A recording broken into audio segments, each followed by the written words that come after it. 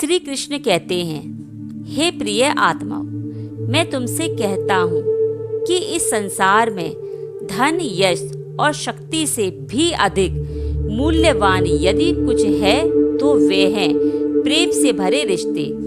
जिस घर में प्रेम और शांति रहती है वहाँ स्वयं सुख का निवास होता है, लेकिन जहाँ अहंकार, क्रोध और कटु वचन प्रवेश कर जाते हैं वहाँ धीरे धीरे रिश्ते टूटने लगते हैं। आज मनुष्य अपने ही प्रियजनों से दूर होता जा रहा है। कारण बाहर नहीं, उसके अपने मन के भीतर छिपा है। यदि तुम अपने रिश्तों में सच्चा प्रेम और शांति बनाए रखना चाहते हो तो आज मैं तुम्हें कुछ ऐसे सूत्र बताऊंगा जो तुम्हारे जीवन को बदल सकते हैं। पहला सूत्र, अहंकार का त्याग करो। अहंकार वह अग्नि है जो सबसे पहले रिश्तों को जलाती है। जब मनुष्य हर बात में स्वयं को सही मानने लगता है तब वह दूसरों की भावनाओं को समझना छोड़ देता है। याद रखो, झुकने वाला व्यक्ति कभी छोटा नहीं होता। जो प्रेम के लिए अपने अहंकार को छोड़ देता है वही सबसे बड़ा विजेता होता है। दूसरा सूत्र, क्रोध पर नियंत्रण रखो। क्रोध के एक क्षण में बोले गए कठोर शब्द वर्षों के प्रेम को नष्ट कर सकते हैं। जब भी क्रोध आए उसी समय उत्तर मत दो। कुछ क्षण मौन रहो। शांत मन से की गई बात रिश्तों को जोड़ती है, जबकि क्रोध में की गई बात उन्हें तोड़ देती है। तीसरा सूत्र है, सुनना सीखो। अधिकांश लोग सुनते नहीं, केवल उत्तर देने के लिए प्रतीक्षा करते हैं। जब तुम अपने प्रियजनों की बात पूरे मन से सुनते हो तब उन्हें यह अनुभव होता है कि उनका सम्मान किया जा रहा है। यही सम्मान प्रेम को और गहरा बना देता है। चौथा सूत्र है, क्षमा करना सीखो। इस संसार में कोई भी मनुष्य संपूर्ण नहीं होता। सब में भूल होती है, सब में कुछ न कुछ गलतियां होती हैं।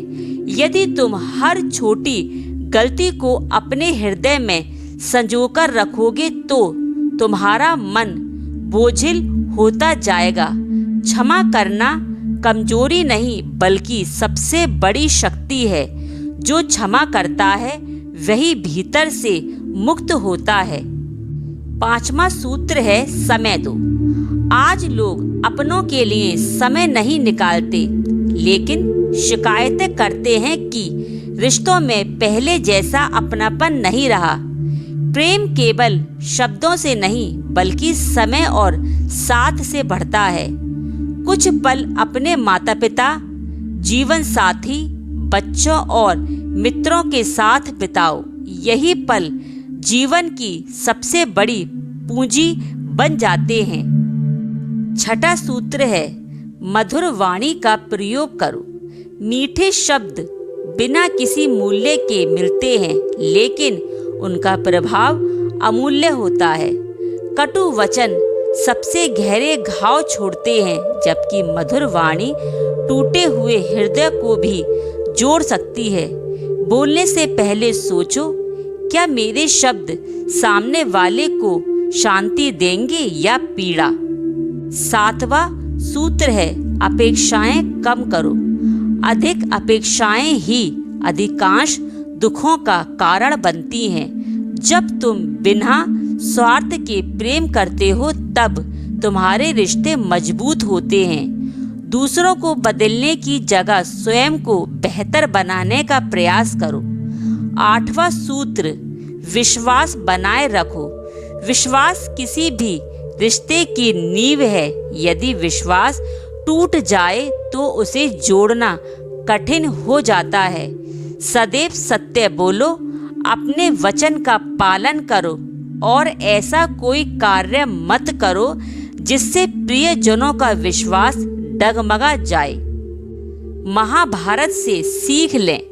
महाभारत हमें यह शिक्षा देती है कि जहाँ अहंकार, ईर्ष्या और क्रोध बढ़ जाते हैं वहाँ परिवार भी टूट जाता है, लेकिन जहाँ प्रेम, क्षमा और धर्म का पालन होता है वहाँ कठिन से कठिन परिस्थिति भी मनुष्य को पराजित नहीं कर सकती। इसीलिए अपने परिवार में प्रेम और सम्मान को सबसे बड़ा स्थान दो। याद रखो, जब जीवन समाप्त होगा तब लोग तुम्हारे धन को नहीं बल्कि तुम्हारे व्यवहार को याद रखेंगे। तुमने कितनों को सम्मान दिया, कितनों का दुख बांटा और कितनों के जीवन में मुस्कान लाई, यही तुम्हारी सबसे बड़ी पहचान होगी। इसीलिए हर दिन यह संकल्प लो कि आज मैं किसी अपने का हृदय नहीं दुखाऊंगा।